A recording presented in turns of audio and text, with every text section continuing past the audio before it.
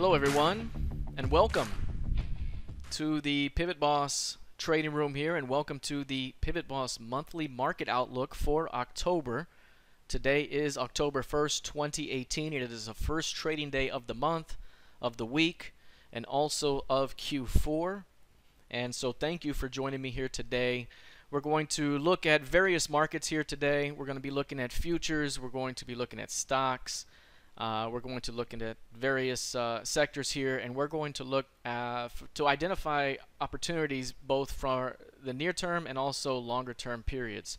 So basically, this is one of my favorite times here to engage the market from the end of August into September and early October, because these are periods of time where you can find some great value opportunities ahead of a year-end rally. And so again, being able to find some opportunities right now where if you can get in over the first week or so of October, you could potentially hold that into the end of the year for a great opportunity at taking kind of a longer term position trade. And so there's going to be several of those candidates that we try to identify today. We're also going to look for short term ideas for the month of October, and then even shorter term, what could happen here over the next, say, 1 to 5 days. And then we're going to look at various sectors as well, and various areas here. So number one, let's see here. Let's take a look at a couple of opportunities here. First, I'm going to bring up this list over here. And number one, let's take a look at the markets, because before we can do anything, we got to get an understanding of what we think the market is going to do. And so let's take a look at the markets. Number one, let's look at the ES. So again, thank you very much for providing a couple of ideas for stocks to look at, including Ford, XLF, GS, Disney, and IVZ. We'll take a look at those when we get to the stocks. If anybody else has any other suggestions you'd like me to look at, please list them there in the chat box, and I'll do my best as well to get to those when we have time here. The ES right now, here's my thought for the ES. And in our trading room, we continue to bat this idea around on what we think the ES might do here heading into the end of the year.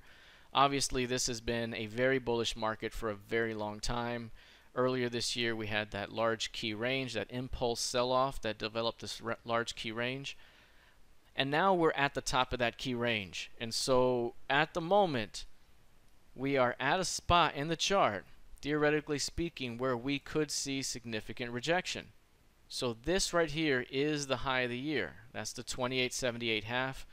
If any of you reference some of my pre-market videos or watch those in the morning, you know that I've been talking about that 28.78 half for a while, both as a target to reach, and also as an opportunity to watch, both as a defense opportunity, but then eventually as a failure opportunity.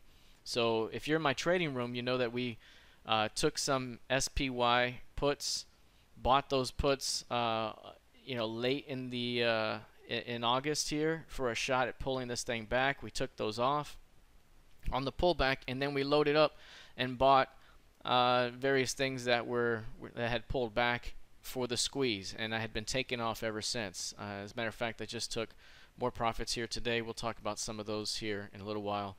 And so that's what we're looking for right now. Are we about to see another pullback into the pivot range? And if so, is that healthy enough of a pullback before we get another rotation higher? Because these new highs are getting smaller and smaller. I mean, they're not really doing much before it pulls back. It's just not really going a whole lot before it goes anywhere. And so perhaps a larger pullback may be due. And whenever you see, for example, this compression here, which led to that narrow pivot range, and then you got an explosive breakout, that triggered an uptrending market that was defended for the most part at the pivot range the entire way up. Well, now the pivot range is here, it's narrow, and if we reject these levels and go offered through that pivot range, say just below 2,900, then we could be looking at least at a pullback to the previous month's low, and I would say perhaps even below it, and that could be a trap opportunity for a continuation higher. So how is the market going to respond to begin October? For those of you, again, who are familiar with some of my work, I'm usually a fan of engaging a sell-off in August as a buy opportunity. I usually mention that August traditionally, at least over the last 15 to 18 years, since the 2000s, typically August pullback occurs, and it could be a great buying opportunity into the end of the year. But if an August pullback really doesn't occur, then an October pullback tends to occur, and it tends to be pretty significant. So again, how deep of a pullback are we going to see here? We're already showing signs of rejection here. We're showing signs of rejection again for the third out of fourth day in a row above the FOMC key level from September 26th. That's the 29.27 half. Again, I went ahead and took profits on a lot of my longer term longs that I got in here. I got in on this point here. We've been long. We've taken some profits along the way. I've even had to add back to some that weren't performing as well to scale out ahead of, ahead at the end. Again, this right here is not showing enough of a pullback. So I think we might see a broader pullback to come. Even if price pushes into, say, above the previous month's high, again, that would be a spot where you likely see some profit taken. So right now, this market is going to have to prove it to the upside, and on the downside, instead of so much aggressively being a participant on the downside, I may look to add some sells and some short exposure. But in terms of the market, I think the overall trend is still up. I think the overall trend is up, but I think we're at a cycle high. That's the short way around it. And when you're at a cycle high, oftentimes you experience a pretty quick pullback, something like this, and then you see defense, and then you see the next squeeze perhaps begin. And so I think that that's what may be due.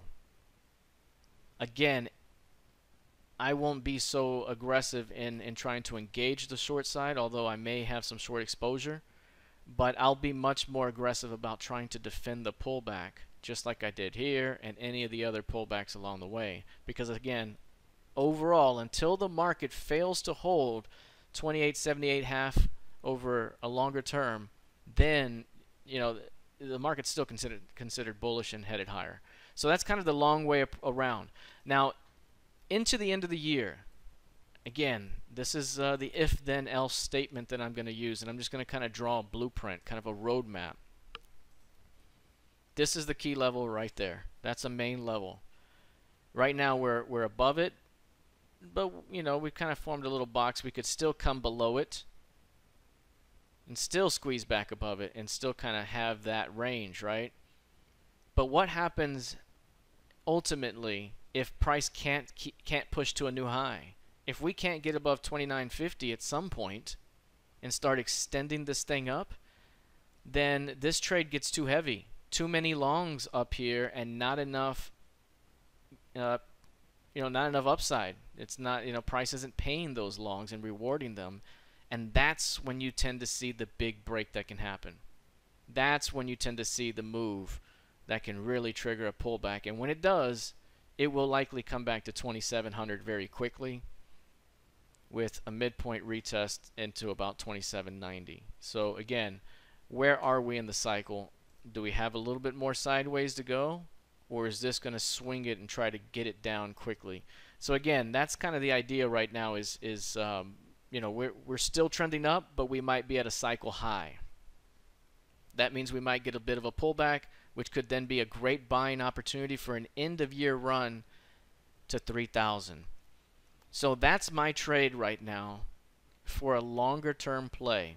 For those of you that would like to hold into the end of the year, if we get a pullback to 28.50 or thereabouts, and we can start to see some strength, or maybe perhaps a trap, that could be a signal there to buy it at those lows and hold it for a move into 30.50, which is the 50% target, and 3,000 would be a nice round target. So again, it would be a pretty significant push into the end of the year.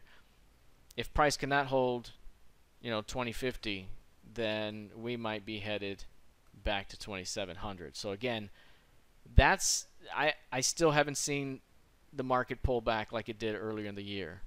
So there's no guarantee that'll happen. But again, 2850 is very, very doable. So just some thoughts on the playbook that I'm going to be using as I head into the end of the year. If we take a look at the NQ,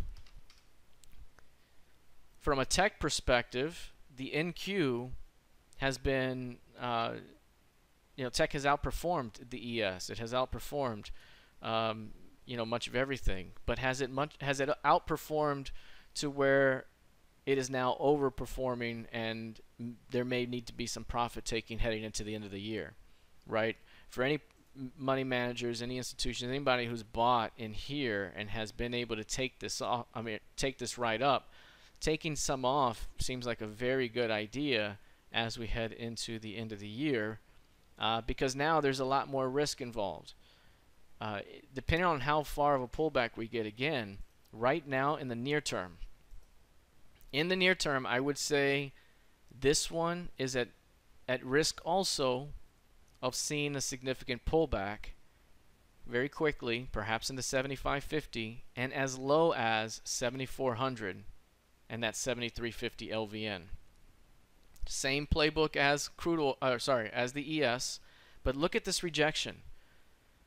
Unlike the ES, the NQ rejected prior highs.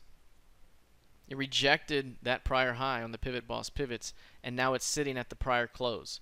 If it takes those two offered, the next key pivot is the 75.50, that pivot right there, which is actually 75.45. With a shot, if that level doesn't hold, at seeing the next lowest level, which is the previous month's low at 7,400. There is the potential to see an outside month in the NQ if that 75.45 does not hold. So here's the play. You have a short-term potential to sell 7,700. That's the round number. That's the rejection. That's prior highs. That's the midpoint today on a rejection day. If price pushes into 7,700 and cannot get above that zone over the next day or two, that could be an opportunity to send it back to 75.50 on a near-term basis. Near-term basis. Again, we're in an uptrending channel, so you have to be able to take some off. Whatever the market gives you on the downside, take it off, because overall it's going up. Now, if that level can't hold, that's why you leave some of that position on still, because then you can extend it to the recent low. And down here again would be the end of year buy, just like the ES. So anything below 7,400 could be the end of year buy, headed higher. I think again, if earnings continue to remain strong, that's number one, right? Earnings, interest rates, headline risk. When you're talking about what you should be paying attention to, this thing drops down to here, boom, that could be a huge buying opportunity into the end of the year, with again targets at around 78.34. So from say 73.50 as high as 78.50 very easily, and then perhaps even higher into 8K by the end of the year. So that's what I'm looking at as a longer term trade. So when I mentioned earlier that there's going to be some short-term opportunities, some medium-term opportunities, some longer-term opportunities, this kind of encompasses it all right now. So if you wanted the short-term opportunity, it's selling 7,700 back down. Whatever you can take over the next week, right? That's the short-term opportunity. It may even turn into a nice longer, a little push down, but that's their very short-term opportunity. It can last anywhere between 1 and 5 days. Now, the medium-term opportunity is looking to defend whatever pullback we get and bringing it higher into the end of the month. And then the end of the year longer-term opportunity is holding it for the quarter. Buying and holding for the quarter, right? Type of thing. For the most part, a lot of the volatility, a lot of the volume will come out right there at around the middle of December. So December 14th falls on a Friday. That's about the time where a lot of it will come out. So overall, I think this has a great shot to continue higher. How much of a pullback do we get? I think the short-term opportunity is down. 7,700 is a level to watch over the next couple of days. Again, if that area is offered, high odds it reaches 75.45 for a retest. High odds. So that's an idea right there with the NQ. Again, overall, I still think this is a bullish market until proven otherwise. But that doesn't mean we can't have a pretty good counter trend move. Here's the NDX. You know, I haven't looked at a monthly chart in a while here.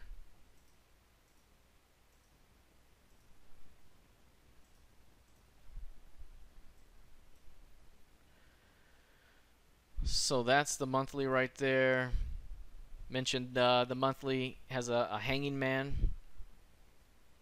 Do you put any significance to that?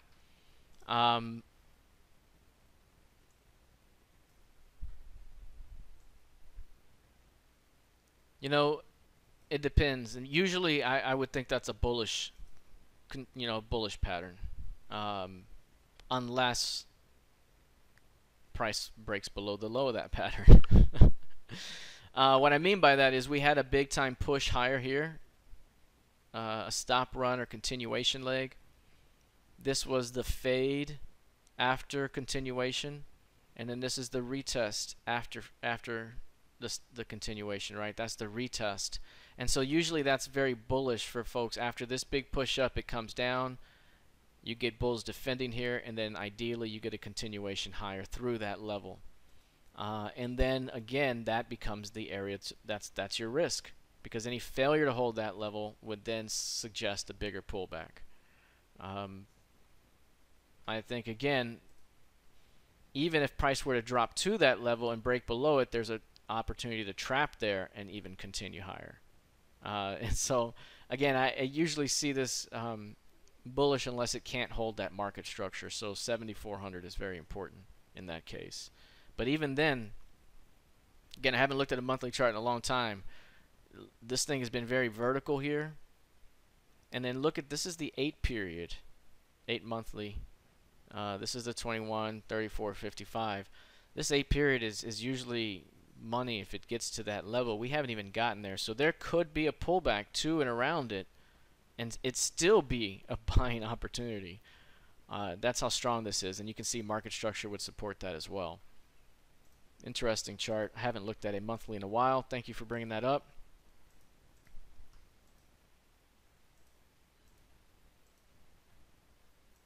Okay, let's take a look here. I also wanted to look at crude oil as a longer term idea. Today was a huge day up. Let's quantify what huge means. Let's bring this to a 1 day right here. And what you'll see is this huge bar right there. That's 2.82 points. 2.82 points. That's 200% of average. It had been averaging $1.41 per day, and then it doubled that, 282. Huge day. Again, the 60-minute chart tipped us off this morning just like it did the other day. We knew early on that this was a big rejection as the bar was still forming, and we got a massive move higher. The 60-minute chart again this morning, pre-market chat in our trading room, I mentioned that crude oil is doing it again, and that holding 73.20 to 73.30 on any pullback offers an opportunity to take this to and through the 74s, and it just launched way beyond it. Huge move. Now, we're starting to get to the point in the chart where, again, if there was a rejection to occur, this would be about the area. Maybe not immediately, but this would be about the area. Let's look at a weekly chart for a longer term perspective really quickly. Here's a look at a longer term weekly, right? Now, 80 bucks is here. We haven't hit that level in a long time. It seems like ages ago where we had this as market structure between 80 and 115. I remember once saying, hey, there's no market structure below 80. If we go below 80, it could go all the way back to that level, 30 bucks, right? And it did, right? I mean, it was just that's market structure for you. Since then, this market structure has occurred and it's continued higher. This appears poised to continue toward 80 or thereabouts, but even anything between 70 and 80, if you look here, again, that's big time fuzzy zone. We could still trade into above 75 into 80, but again, if there's a failure to maintain acceptance above that zone, how much pullback do we see before we try to go higher? Ultimately, if price can maintain acceptance above 75 and especially 80, you start to see this prior market structure come back into play. So it's going to be very interesting. You can see this key range has 87.14 forecasted as a target. So I am very bullish crude oil as long as it holds above the 62 level. Overall, I mean, it could still get below it and still be a buy as a discount, but 60 bucks, right? Anywhere in that zone, as long as it goes here, it could still be, right, a great buy opportunity. And so I think longer term, I'm very bullish. Short term, what happens? I think in the short term, you can see a very clear channel here where we got this behavior right there going on. And we're now above the key range high. We're at the PivotBoss R25 pivot. What if we stay up here and we hold and we hold and we hold, but we can't advance? At that point, I think any failure to hold 75 could open up some sort of pullback. Does that lead to a bounce back into 71s, right? That's the breakout point where this all happened. That's very possible. So again, this is a pretty significant move up. I usually speaking, after a day like today, the next day, watch after hours action. What happens at the previous session's close? What happens at the previous session's high? If it's rejected, we could easily see a pullback back toward this midpoint, and that right there is 74.36. From current levels, that's over a point from where we are. It's $1.20. And so we could easily see a pullback as deep as that tomorrow if there's a rejection here, and it could happen fairly quickly. So again, it may not go as far down as that area, but it could certainly do that. Remember, this from this high to that midpoint equals 100% of average range. Today was 200% of average range. So to come back to that midpoint would be in line with what it's averaged over the last 10 days. So again, that's the very short-term idea. If there's a rejection here, high odds it could return as deep as 74.36 tomorrow and still be a buying opportunity as this thing tries to find acceptance above 75 evens. So a couple of thoughts there on crude oil. I wanted to talk Bitcoin also. I know a lot of folks have been asking about Bitcoin, and again, you know, a lot of interest with regards to the descending wedge or descending triangle. Again, it just looks like doom and gloom,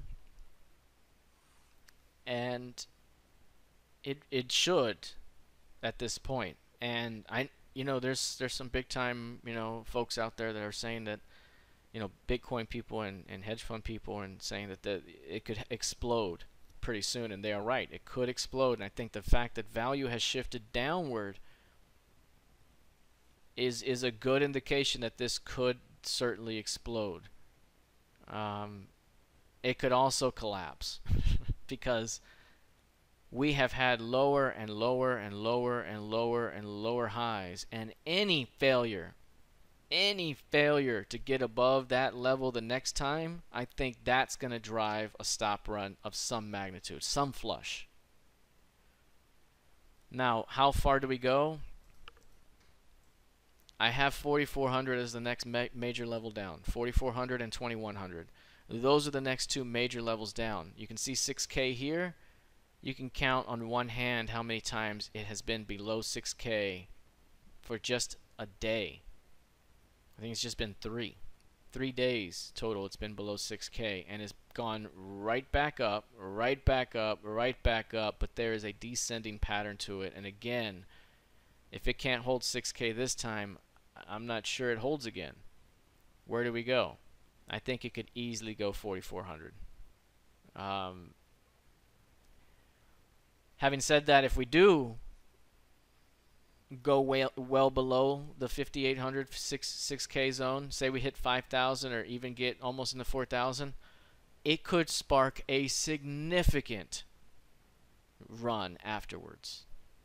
Because if there's some sort of buying tail rejection like that, where we were pretty confident that that bounce would lead us back, and it did, I think the same type of bounce could be seen again. And so I think something significant is coming. And again, the key levels to watch is going to be that previous high here, 7,500, and then you got to continue to watch 6K. At the moment, very narrow trading range, but big potential coming. Markets just can't trade in such a small window here. At some point, it needs to break out, even if it's one way, and it needs to expand the range. So, in order to accommodate more market participants and fair facilitation of trade. So I think that's what's going to happen soon. We'll see which way it goes. Now gold here. Shitcoin. I like that. Now gold. Thanks, Ken, for providing that screenshot there. The gold traded in the yuan. Right now, this is a very important spot for gold. I've been very bearish gold overall. You know, there comes a point in time where you have to stop. The market just stops trading like it had. And this one had been such a beautiful trader all in here. Just incredible. And then one day it stopped. And then one day it couldn't go up anymore. And then it has just been this ever since. And this is the most significant bottoming pattern that we've seen develop since here. And it now has enough juice, enough energy to really get something going. But again, direction befuddles me still, just because I have a bias against it right now that I need to remove. Because oftentimes when something has been such a dog for so long, it tends to remain a dog until proven otherwise. And so oftentimes I make a market prove otherwise to me before I am enticed into engaging that market. And so this one, though, again, it is doing everything. Bulls are doing everything they need to do, just enough to keep this bullish. After the rejection at 1167.10, we've seen absorption occur here off the 1190s. We're seeing an inside day today. And that the way that the price is holding there off 1190, it just looks, and it looks poised to just squeeze. It really looks like it wants to go. You see that green dot right there? That's the low of the month as it currently is. And that could still shift, obviously.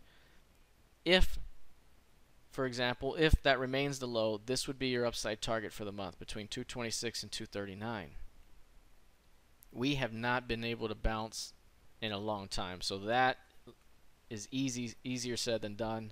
But with enough compression here, there is a likely expansion phase coming. As a matter of fact, if you look at the longer term chart here, let's look at the 20-day. Let's bring this up to 20. I guess I could have typed 20, but there it is. You can see here the compression's at the lower end of the phase right now, and it's starting to pick up now. And so again, whenever you see volatility, it goes in waves. Low volatility usually happens after high volatility. After low volatility comes high volatility, and low volatility and high volatility, and low and high. And low, it's starting to turn up again. So the volatility is about to do this. We're about to see about 70 to 80 handles of range very soon. And that's likely to occur this month. Is it going to be the upside or the downside, right? That's the question, because this is volatility compressing, but it says nothing about direction. we have to decipher direction ourselves. And right now, direction is down.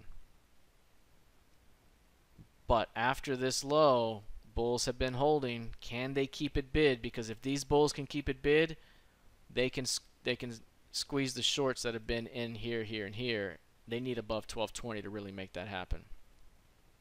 On the other hand, bulls have been defending this end. Their stops are right below 1180. Bears could easily just put a little bit of juice here, and this thing starts to sell off. So again, this one is very difficult, and I've imparted quite a bit of bias because I've been very bearish this one for a long while. Having said that, I do think that the bulls have the potential to get a move up. I'm still watching for clear signs of directional bias, but whenever that bias does present itself, I think there's going to be a pretty high odds shot that we get at least 70 handles of range over the course of a 3-week period. And so again, that's the normal ebb and flow of this type of chart. So that's what I'll be looking for out of gold.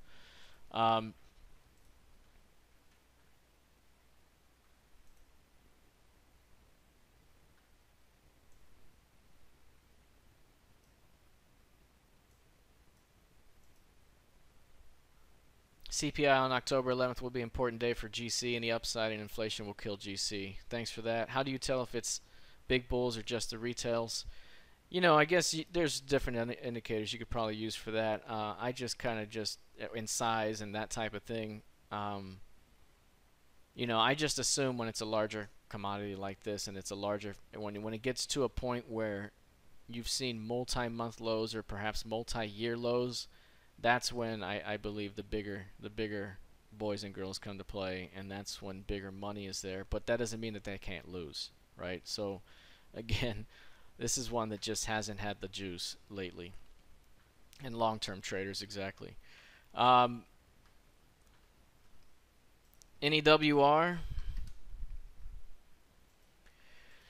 So this is one that I've been watching here. I mentioned that we were at a low or trying to reject, and this would be a good candidate to watch to see if there was rejection. And the next morning it opened below the mid, and I mentioned that is no longer a good buy opportunity, but we are below the previous month's low. We are into the LVN. We are below the 95s. And again, anytime you get to a new low like that, it's either going to be a great buying opportunity and you snap it back to value, or we're about to see a move across the recent range. And so from 95, we could see a move all the way as low as 80. As all this ill-traded stuff here, you see how it was just very ill-traded, that could be retraded through. So again, this was on the list as an opportunity to watch for a potential bounce, and instead it broke. And so again, if this can reclaim back above 95, we got a shot to bounce here. But this break looks ominous here, so we'll keep an eye on that one. Ford was one here earlier. This one has gotten a gap up. It's at a kind of a cycle low right now. If you have spent any time in our trading room lately, you know the long-term story for Ford, for our room, is that anything below $9 could be a great buying opportunity. Here's the longer-term chart of Ford. This is a weekly time frame of Ford. We're talking about long-term trades right now. Anything below $9. We haven't seen that in a very long time, and we hit very close to it here recently. Let's see, what's the low? We got a low of 909. Now, the last time we were that low was back in 2009. And that was after this thing rallied from $1 something all the way up. So a huge move back up. And then once it got above that zone, it became the new floor. $9 is the new floor. Look at the trading range. It's up to $18. So from 9 to 18 is a double. So this is for those of you who have longer term accounts or want longer term exposure. For those of you that are in a room, you know that we've been talking about this one as a double over the next year and a half to maybe 2 years. The short-term trade would be 9 to 11. 11.23 would be value. That's the short-term trade, taking it from 9 to 11. And then from there, being patient, and then you could watch this thing double to 18. So anything above 17, 18 could be a great spot to take that down the road. So again, for those of you that have longer term accounts, this one is one of those that could be a great buying opportunity. It hasn't quite hit 9. And I have a key level at 865. So what I mentioned to our group is that anything below 9 could be the perfect buy. You know, you got to get below 9 before you can get into the trigger zone. It got close, but no cigar. So again, you know, 932 when you're talking about the overall move is not, it's not too far off the mark. But I mean, there could be lower lows, is what I'm trying to say. It may not be done making lower lows just yet, but I think anything below $9 is a great shot to get it to 11 very quickly. And quickly would be, you know, sometime over by December, right? By sometime in the mid-December, by the end of the year. We do have earnings coming up. That could be a catalyst for such a move, but we'll see how that goes. Another one here was XLF. This one has seen some weakness here. We've seen you know, banks dropping. We've seen regional banks dropping. It's been pretty significant here. A big impulse sell-off. You see that? Things shot up really strong and formed a really strong pivot high at 29s. And then it sold off heavily, and it hasn't found a strong low just yet. Maybe this could be a strong low if we start to turn up, right? You know, perhaps it's done enough, but it doesn't look like a strong low just yet. But whenever we find that strong low, a strong low would look like something like that, right? That's why we have those signals. That's a strong low. Any one of those types of things is a strong low, just like that's a strong high.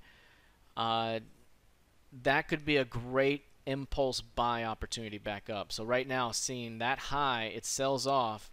Wherever we find the low, wherever it might be, it could be a great bounce back up. And again, I don't know if we find that low until we at least get to 27s. You know, here's value. You can consider this above value. It came back to value and through it. Usually go to the other side of value and then you come back to it.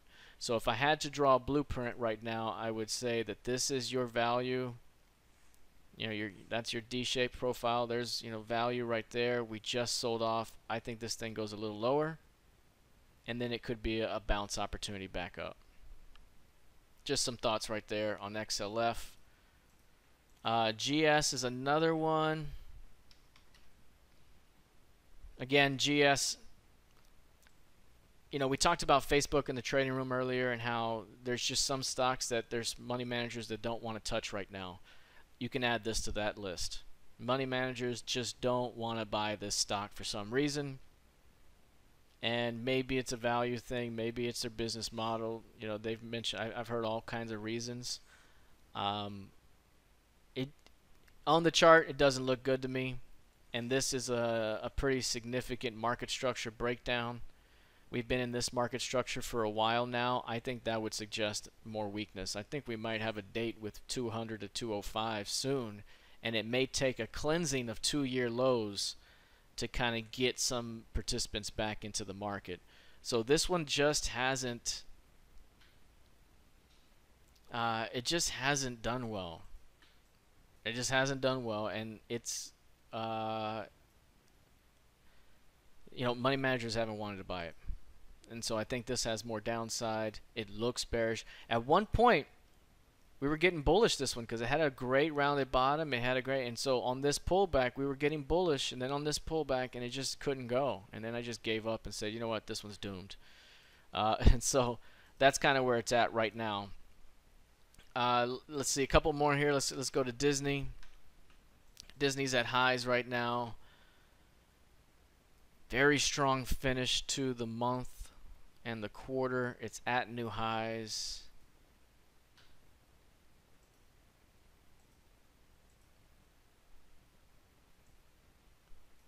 You know, we talked about this one early in the trading room as well, and the one thing I noted, and this is where it gets difficult, and it depends on your time horizon. What I noted was we have 4 years of sideways after a major 4-year rally, 5-year rally. We are about to see another 3 to 5 year move. If it's to the upside, we are about to see a move to about 180 and 200. Right? That's just where we're at. Is this the breakout? That's the hard part. Is that the breakout that will take us to those expansion targets and take us on a ride for the next 3 to 5 years? That's always the hard part. Or do we stay in this range and trade for another half year, right? And so again, I think the longer term prospect for this is very, very good. You can see here how it's rallied. You can see how much sideways we have. It's built up plenty of energy. It has a nice rounded bottom to it. It's very strong right now. All of this suggests more upside. The question is this the break that's going to, because remember, it's done all this just to get to this point. If it's going to break, it needs to go through the 120s with some oomph and start pressing. Is that time now? And I don't know. Generally speaking, on a pattern like this, you know, I would like to participate on a pullback and see if it can go again, right? That's something that I would like to do, or I would like to see it be a major breakout and try to enter in on a pullback. So I think at some point this one's going to be a huge move. It's going to be significant. I'm not sure. I'm not completely convinced that the breakout is happening now, though. I could easily see this thing coming back to 98, coming back to 100, and then building up and trying again another time. So that's kind of the longer term. And then Ken's asking for Disney, where did the last breakout happen within the market structure? Are you talking about longer term ago or near term? Because, you know, right now it's in a spot where it hasn't traded in a while. I mean, getting through that tail and getting up above, you know, generally above 114, above one. I mean, this is high up there. So that's why it's close to trying to run. We'll see. Some more here. IVZ was one here to watch for. I think this. Oh, another one that's a pretty bearish candidate here. This one again has been one that has sold off pretty significantly. Anytime you have one that's that oversold, I tend to think it's a dog until it can prove otherwise, right? And it needs something like this or like that, right? It needs something like that after a major sell-off in order to right the ship a little bit at least. And we're getting to that point because look, we're getting to these lows. We took out these lows. We're at value now. But man, you know, this is heavy. It's just getting beat down. And when something's like that, I'm usually not trying to bring it back to value unless there is some sort of major rejection. I think this is just getting beat up. It's getting beat up. Thank you for all of those. I know there's more in here. Let me see. I have some others I wanted to follow along with. I've taken a few of the requests there. Let me see if there was. Okay, Weight Watchers is one that I wanted to show, and let me switch it up here. Let's bring out Visual Trader over here. This is my Visual Trader map. Wanted to bring up Weight Watchers over here and just show a couple of things here with this one. Number one, this one is compressing significantly. So if you look at the recent price action here, significant compression occurring right here, and there is value. We're trading at value right now. And typically speaking, this has a very upward trajectory, right, for the most part. And they tend to really bounce every time.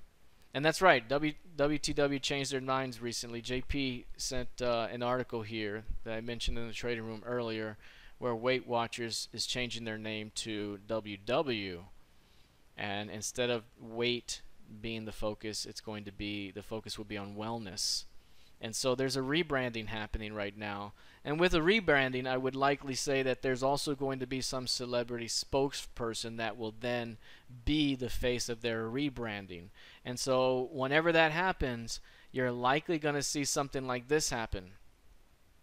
This right there, that day, is DJ Khaled, I believe. So they said, hey, we're bringing DJ Khaled on. And it was at value. It had been coiling up there. And boom, big move up. Before that, it was, you know, whoever, Oprah, and before that, whoever, I don't remember. There's always somebody, and there's always that boost.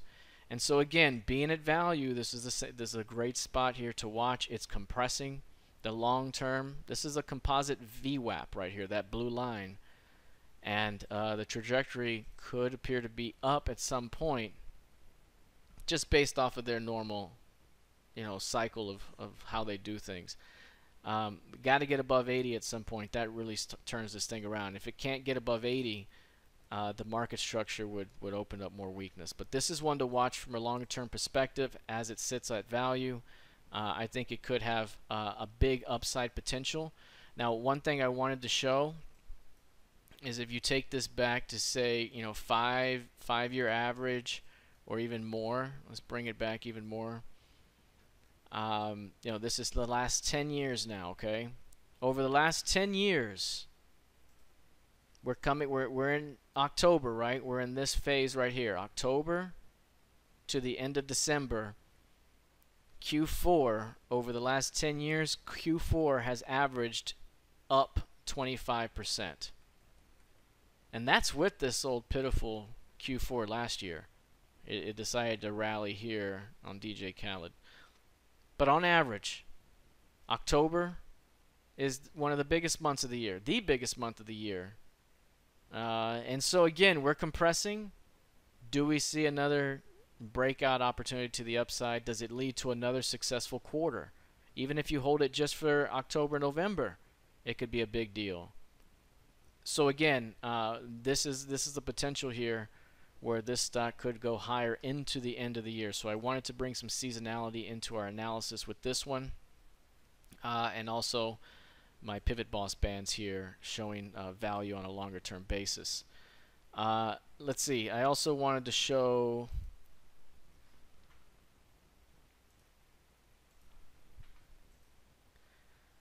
here's Celgene.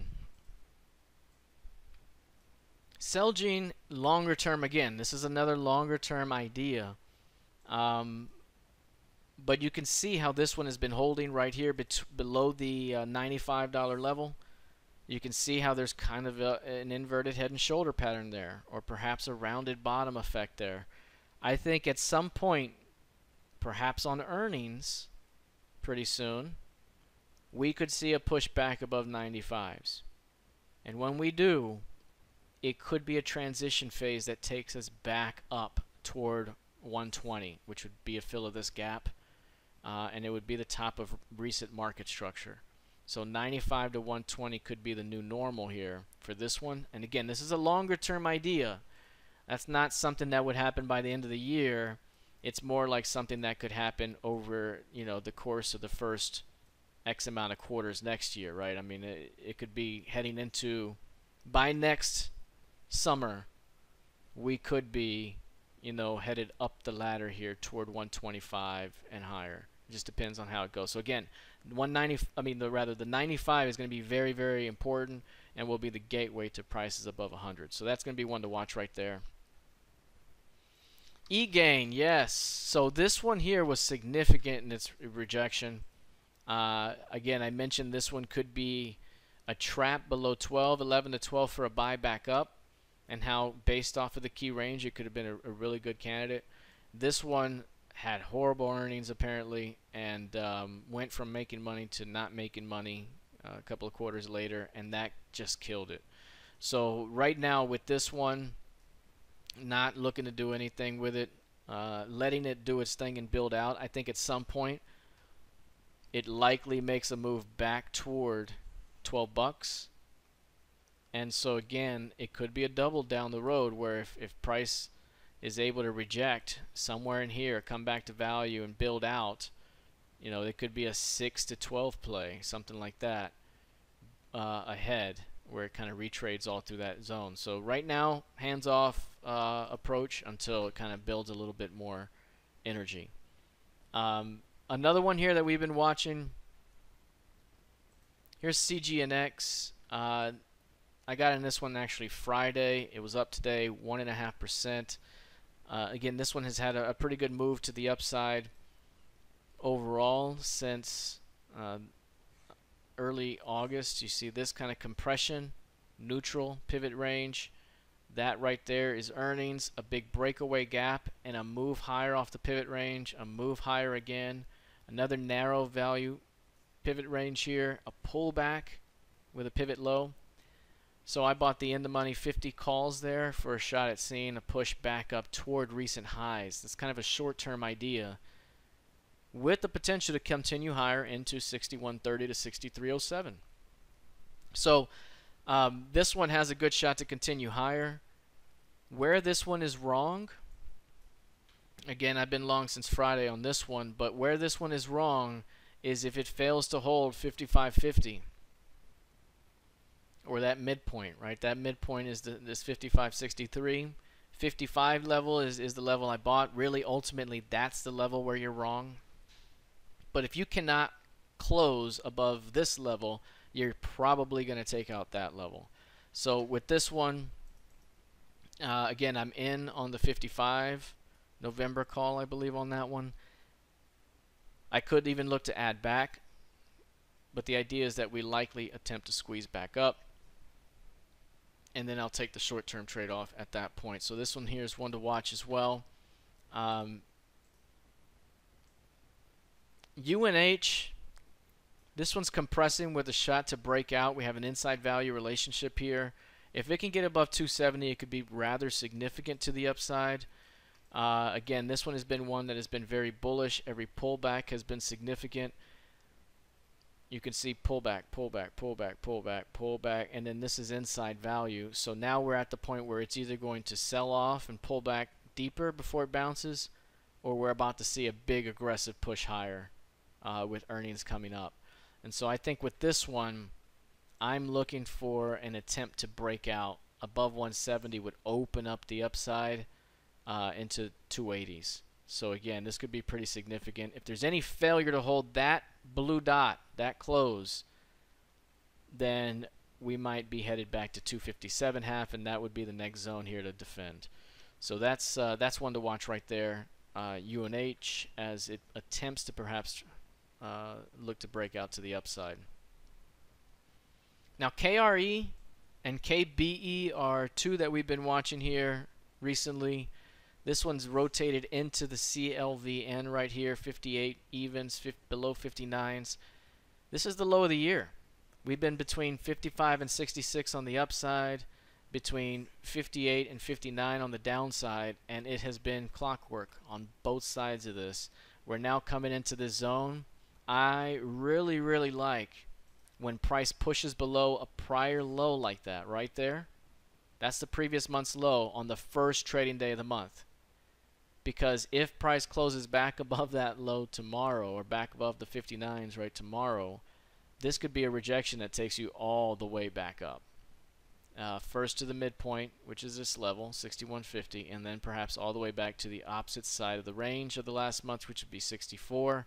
It would be an outside month range, right? So that would be something to look for. Now, it doesn't mean that we're done going down either, right? We could still go down and then eventually break back up and it'd be a good bounce opportunity. So I think this 58.59 level is one to watch here in the near term for the regional banks. I know a lot of regional banks have gotten beat up here recently, but they could begin to be a buy opportunity for many who are looking for value. This could be one of those areas. So that's KRE. KBE looks very similar. Don't blink because they look very much the same. You can see right here, Again, the LVN's right there. We're right at it. We're at the previous month's low and close. Rejections across the board. Market structure, right? Market structure support. So we're at the point in the chart where we either have to bounce back up toward where we came from, or we need to go down to the next area to do business, which is this market structure level. It's either or. In most cases, that it's either or. You either got to bounce and go back up, or you're going to fail to hold that level, and we are going to tumble. Again, I've been very bullish. It's hard not to be bullish. So for me, it's hard not to fade in extreme. I believe that we're more likely to bounce back up, and I would say between 49 and 50 would be a great target for this one. This would be a good way to buy perhaps an out of the money type of an option. I'm not looking at the strikes right now to see what might be available, but yeah, 47 is an out of the money option. Now again, I would look for signs of rejection before I did any of that, right? But overall, again, there could be a slightly out of the money variation. There could be an in the money 46, you know, because I like to buy the actual LVN when there's one there, buy the strike that's at the LVN. So again, some opportunities here on KBE. In terms of the sell side, there's been a couple of things that I've been watching here. Western Digital. I'll show you this one here. Let's bring this down and let's go WDC. Okay, here's Western Digital. You can see again, let me bring this back out a little bit.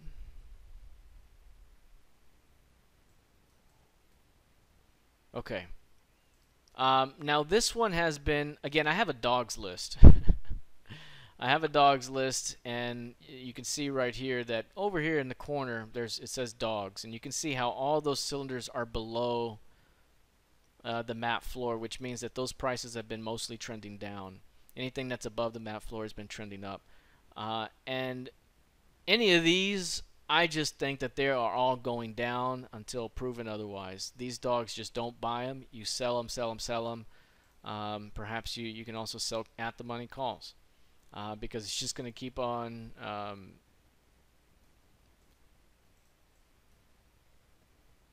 here you go. It's just going to keep on going down. And so again, this one has been trending downward. This is Western Digital. It seems like, you know, their company seems to be a dinosaur in my eyes. For those of you that remember Western Digital as, you know, hard drive and all that stuff. It seems to be the same type of business, even though everything's expanding. They may have added a few things, but for the most part, this one looks quite bearish. If you wanted some downside exposure, this one may be one to consider. For the near term, I would say the next 2 to 3 weeks, this could be a sell. And so again, what you'd be looking for is for this type of move to go like this and take you into about 50 bucks. So right now it's at 58.02 or 57 and change. Any pullback could be a selling opportunity for a push into 50 or even a little bit lower.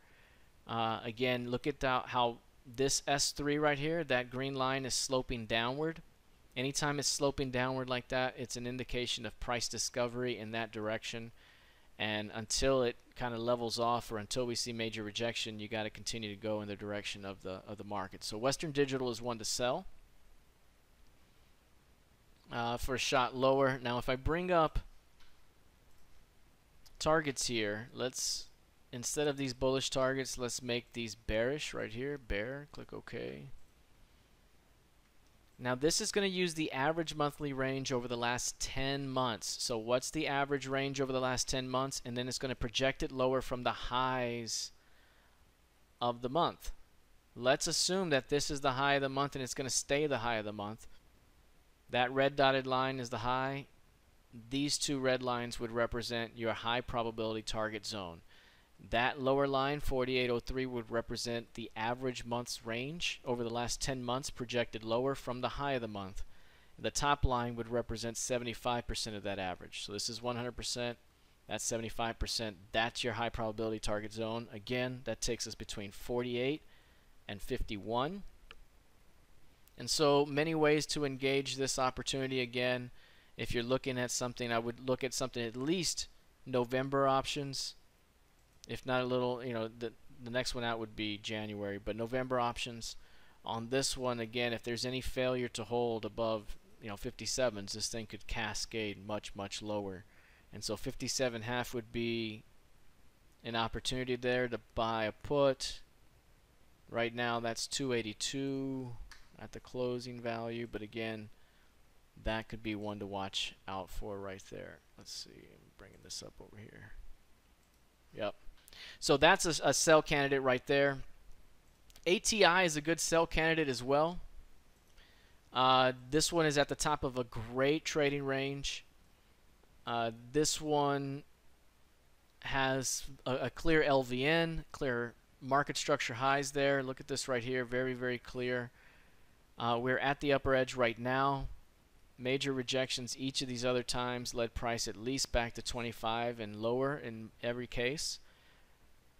There's a 30 level right here, so in most cases I like to buy the in the money put, so 30 would be a good one. You could even go a little higher to 32.5, and that would be a 75 delta. And if you're really aggressive. But I think this has a good shot to pull back, but it may take a little bit longer than a month. And so I think that the November options is a good one to take on that one. You could even go out of the money here, but again, either way you go. But I think this one has a good shot to pull back. You don't want to close above 30 at any point, but price could trade above that level and reject it, as it did Friday and Thursday. So again, this is one to consider here pretty soon. We do have earnings coming up on the 23rd of October, so keep that in mind. So those are a couple of opportunities. The other one here is AXP. For those of you that are thinking about a potential sell candidate, AXP is a classic higher value with a change of bias, straight out of my book, Secrets of a Pivot Boss, where you have a higher value relationship like this. You have a trending market, a higher value relationship, right? You pull back, you buy it, you go. You pull back, you buy it, you go.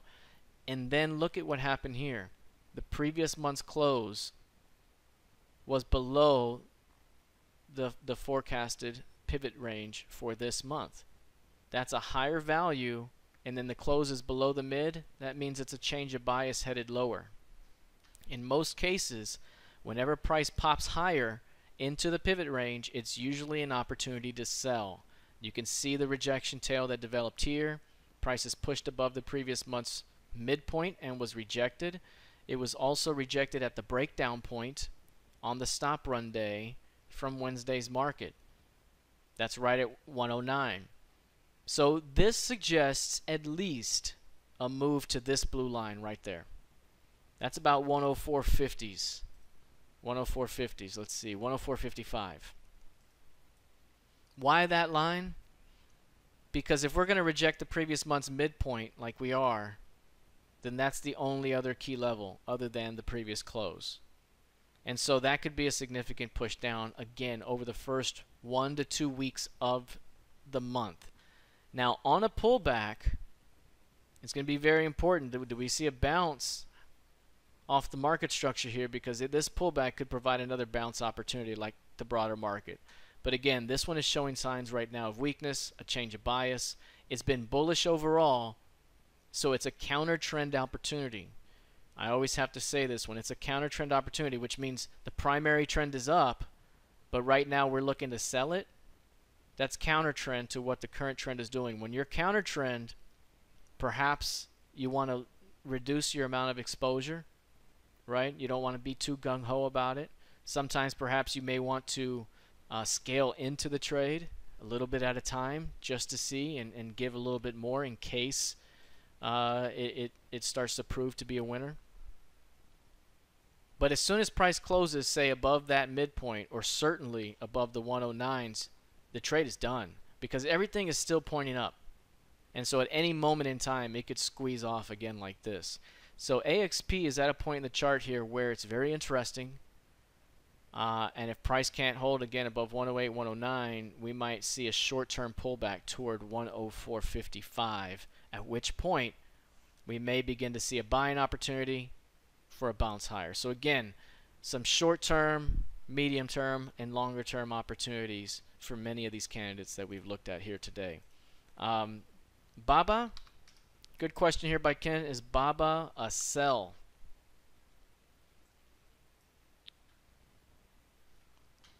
I'll answer this in a couple of ways. Number one, let's take a look here at our China group. Back here, China has been up a little bit. In the near term, NetEase is up the most here today. VIP's down the most, Sogu down. But as a whole, they hasn't done a whole lot, right? But some of these candidates, like Momo, for example, just look at the weekly chart. Momo has been still holding near highs and could continue to develop and continue to push higher after bouncing off VWAP. Whereas some others, like, say, VIPs, way down there. You see Tencent, Sohu, so far down. Sogo, so far down. All of these so weak and beaten up. You do have BABA. And so of these, BABA, again, is one of my favorites. Baidu is also another one of my favorites, which is this one right here. And both look very similar right now. So what I mean by that is both is at a spot in the longer term chart where there's value. So if you look at this chart right here, this is composite VWAP. This is R1, R2, R3. This is down to S3. 3 standard deviations below value. This is 2 standards. This is 1 standard. We are at the lower edge of this range. We've built out. And so, based purely on value, this is a good spot to buy, generally speaking, for a return back up. And if you're going to buy any of China, Baidu and BABA, I think, are the best bets. And if you look at BABA, I like it actually a little better, because this one has kind of an expanding thing going on. You can see kind of, well, that's not a good chart. Let's go with that line right there. You can see the expanding range. That, and that, and that, and that, and this, and we're here. And typically speaking, that could lead to that. Or at the very least, back to value from below value. So right now, while we haven't hit our S3 down here, 3 standard deviations, we have hit S2, which is still way below where we've been. On a longer term basis, I think that these are going to be due for a rebound. I think it's very difficult when you have China tariffs and the trade war that's going on. I think that, again, once that is resolved, which I believe it will be at some point, you got to create a big problem in order to solve a big problem. I think once that happens, we're going to see a pretty incredible rally. And right now, on the longer term basis, this right here suggests we could see at least a bounce back to the mid and in as high as 210s. And then if you look at all of this strength to go sideways the entire year, I think that bodes well moving forward over the next year. So that one's a really good one here. Again, I do like it. I do think it has a really good shot to go. Now, is it a sell right now? Right now, we are in a downtrending market, and we are showing 165s. So again, this market overall has been bearish, and so until proven otherwise, yes, it is likely a sell right now, unless it can finally re-establish acceptance above 165s. So Weibo has been another one that's been bearish. So you can see Weibo here. This is one that we talked about as sells on the last couple of rotations. Bang here, and now starting again. This is another one that just can't stop, won't stop to the downside. And so again, very bearish. Now, one I do want to show here is at Auto Home, and if you look at the weekly chart here, we had a major rejection day, or rejection week rather, right here 3 weeks ago, and prices had held the absorption point at every turn. This week is starting to show weakness. Are we about to see a stop run into 50? Right? Are we about to see that? We're below value right now, and when you're below value in an uptrend, typically that's a great spot to accumulate for a likely push higher. This would be a great spot to accumulate, but right now showing a little bit of weakness. How much more do we go downward? This is going to be one to watch here from a higher time frame perspective. Today showing early weakness, and that could continue ahead. So a few of them here. FANG is another one that we've had our eye on from a bearish perspective. FANG. There's FANG right there. Let's see, do we have any more? I don't think we have any more. So you could see right here, this one is at the upper end of the range. So again, if we're going to see a little bit of a counter trend, I wanted to give some sell candidates as well in addition to the longs. You can see right here, above 135 has been the spot to sell for a long time for this one, and we're above it again. Down here, 110 to about 115, it's been the spot to buy. So right here, we could be looking at a great sell opportunity back down to value. I would say 122s. That blue line is value over a longer period of time. Right now we appear to be overvalued. This could easily return price back toward value. That could be a great way to go. Again, with this one, looking out to December or January expiration could be a great way to go. I would say, January would be a really safe way to go if you wanted to really maximize that move. If you believe that we're going to get a faster rotation downward, perhaps something closer, but we do have earnings coming up with this one rather soon, so keep in mind earnings is coming up. But with this one, again, many ways to engage it. Usually, the way I like to engage it is if we have a great trading range like this, and I think price is going to go down, then I buy the put of the level that's above it. I buy the 140 put. That's usually how I do it. If you want to reduce cost, you can buy the at the money or slightly below the money, or slightly out of the money, sorry, put. That's the 135. Right now it's a 5-point spread. So that's one way to lower your cost. If you want to lower your cost further by doing a put spread, I would basically buy the 135 and say sell the 125 against it, and now when price goes down, you've made that move. So again, one way to go here, and now that offsets some of the time value or time decay and all those various things. So this is a good one here to watch as well for those of you that are considering some sell candidates. Costco, let's take a look at Costco here. Now Costco is in a pretty strong group. I have Costco as one to watch, and this has been ripping to the upside. Okay, it's been ripping to the upside, but I have it as one to watch for a potential pullback to about 225. I'm not going to do anything about it until I see some bigger signs of rejection, but I mentioned to our group last week that if price pushes above these recent highs and rejects, and you can see I wanted it to come a little bit higher, that's where my alert is, that could open up some selling pressure back towards, say, 225 or 227, right? This market has been trending higher at a pretty aggressive pace and could need to come back a little bit more, back toward the mean a little bit more. So again, this one has been bullish overall. So I would say that any pullback could still be a great buying opportunity. But at some point in time, after this many rotations, you either pull back and find a range, or perhaps you may pull back a little bit deeper on some profit taking. So I haven't quite figured out what this one's doing yet. It's gotten a super teeny little range, and again, I'm a little suspicious of this one, so I'm thinking a little bit down maybe.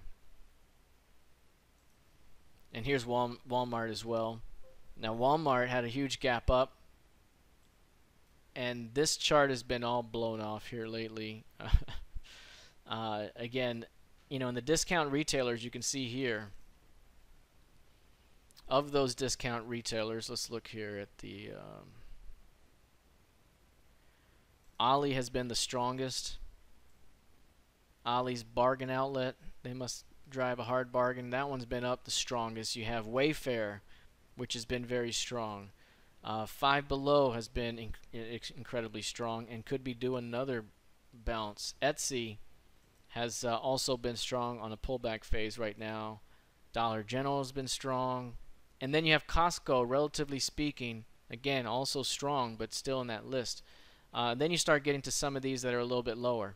Overstock is one that we had as an idea for a longer term play to the upside if price can get back above 29s. And so, you know, we're watching the 30, at least I'm watching the 30 call there. That could be a January call out of the money where this thing could rally back up, and I think it could rally as high as the blue line 50 and as shallow as taking out or retrading recent highs around 40 to 42. So I think this has a great shot. It's built out a box below recent lows, another low, again, expanding range. There's a shot that this one could pop higher. So again, above 29, above 30 could squeeze this one back up. So that's one to watch, but I'd like to see some confirmation out of that one. So that's really nice. Oh, did you say Walmart might bring on weed futures? Oh, sorry. They might bring on weed futures. Sorry. I was reading Walmart. So they might do the marijuana crop futures is what you're saying. Yeah, that's been a joke for a very long time, but you always knew that that joke would become a reality at some point. So, I definitely always knew, right? It was going to be a likely reality at some point, and it was always a kind of a joke. But that's I haven't seen anything about that. That'll be interesting. In terms of our marijuana group, we've had a great group. One of the ones that's killing it is one that's not even tied to marijuana, but it is. Let's take a look at my list here. So look, if you look at the groups here, look at this cannabis group. Just by far crushing everything else around it. Athletic apparel's been up big. Defense has been strong. Merchant services like Square, PayPal, Visa, MasterCard up good. ePay. China making a little bit of a bounce. Down here, beverages, social media getting crushed. Restaurants not that great. My dogs list still weak. So you can definitely see. But the cannabis list here, really strong group. InBev is one. Look at this thing at $9 again. That thing is so strong. This is a soft drink company who was already pre-gaming and anticipating everything going legal, and so they had Bob Marley branded soft drinks, and now they've also gotten approval to add CBD and THC to their drinks, and now their stock has gone from $2 up to $9. It actually went to $10. So I had it long twice. Number one, we had it on this day. I found it, and I mentioned that this is a great buy. It rallied so fast out of the gate, and then when price came back to $4 and just below it, I mentioned again, 4 to 8 could be a quick in for this one. And when you take it 4 to 8 on something like this that is very, very speculative, you have to remember that. You have to take out what you put in. So if you bought at 4 and it doubles to 8, take out half. That pays you, and now you have a free trade for the rest of your life, and you can hold on for dear life. So again, this is one that's pretty strong. Obviously, you know about Tilray. This one, just a significant story and movement that it's seen, but I think overall the chart's kind of busted a little bit for me. And so I do have exposure in several of these and several others that aren't on this list, but Canopy Growth is one that's really nice. Again, I still believe that this one has a really good upside. And this is the one that got funding from Constellation Brands. And again, I believe that the market structure, as long as it holds above 40 here, has more upside to about 76-ish over the next 4 months or so. So CGC could be a big upside continuation. Again, any pullback could be defended in that one. So some pretty good movement here out of that group. Again, quite a bit of movement out of some of these. Like Roku has been one of our favorites as well for the longer term plays. This one's just been running out, running to the moon. So some incredible plays here. I wanted to also, for those of you who have not, let's see, not seen the announcement here, I did want to say, well, first of all, I've already gotten phenomenal feedback for Swing Trade Pro. So thank you so much for those of you that have bought, have already begun to watch some of the content and have already provided great feedback. Thank you so much. It's I've already, just to get great feedback already just makes me extremely happy.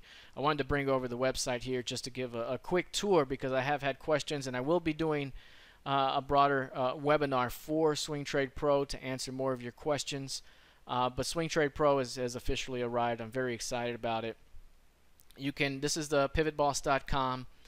And you can learn more about it by clicking this button or going to our training section.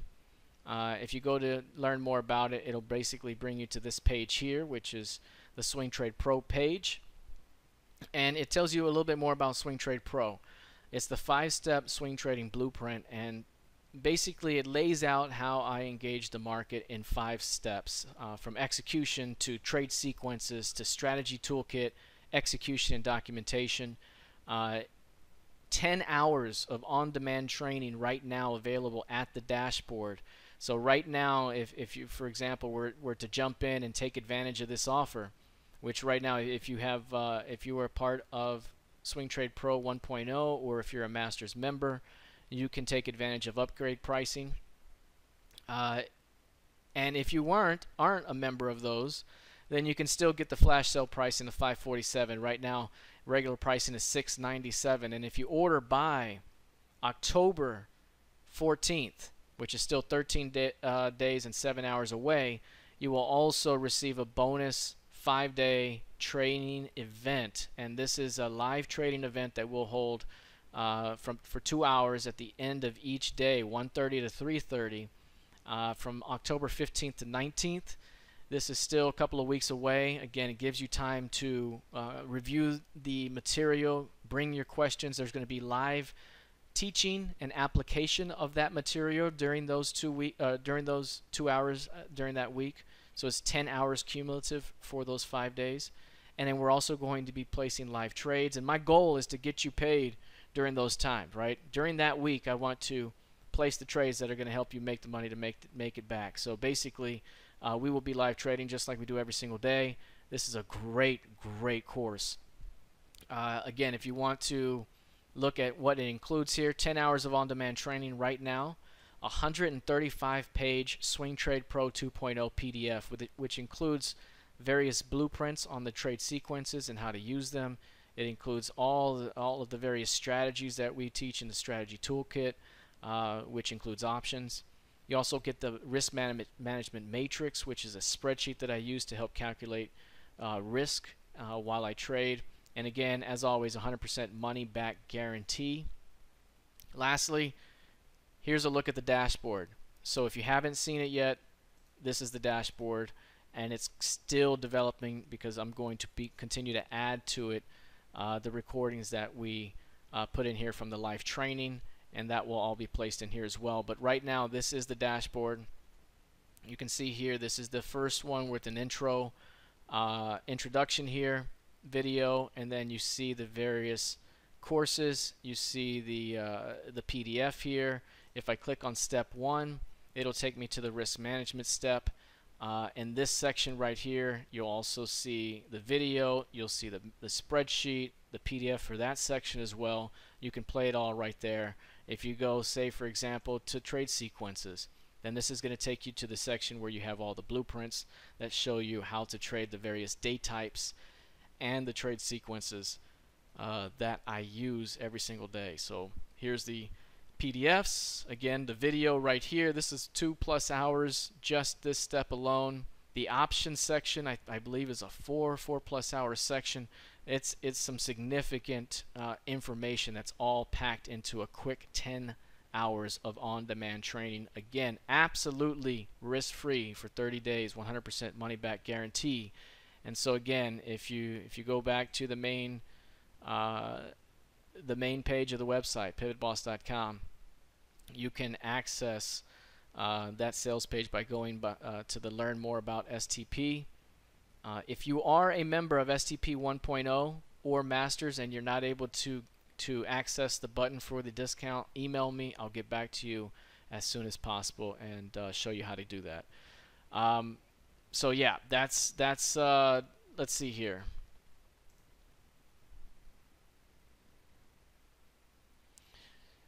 So do you have any custom scans for PivotBoss? Very good question here. Absolutely.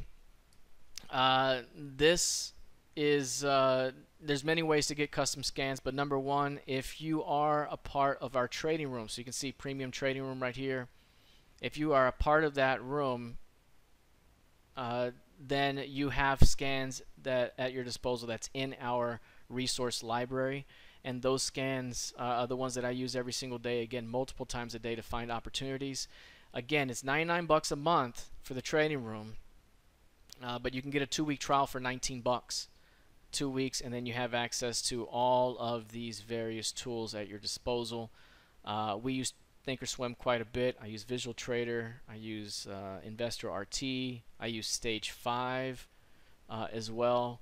I use various platforms and have, but in terms of Thinkorswim, it has a robust amount of my features that are just built into it that I've created over the years. So it's all right there, including the scans. Great stuff there. And then also, if you go to our training page here, where let's go back to this zone.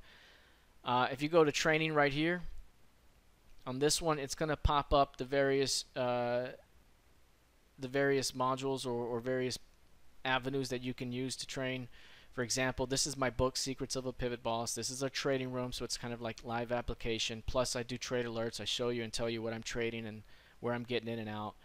This is the Secrets of a Pivot Boss Bootcamp, which also has custom scans as well and indicators and tools in addition to training.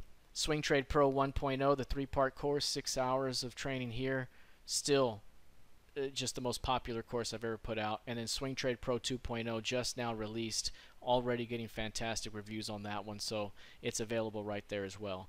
So again, I wanted to say thank you all very, very much for hanging out with me for this monthly market outlook for October. Thank you very much again for all of your great feedback for Swing Trade Pro 2.0. If you have any questions and want to learn more about it, please let me know at frank@pivotboss.com. All right, everyone, have a fantastic rest of your day, and I'll see the rest of you in the trading room tomorrow. Take care, folks. See you soon.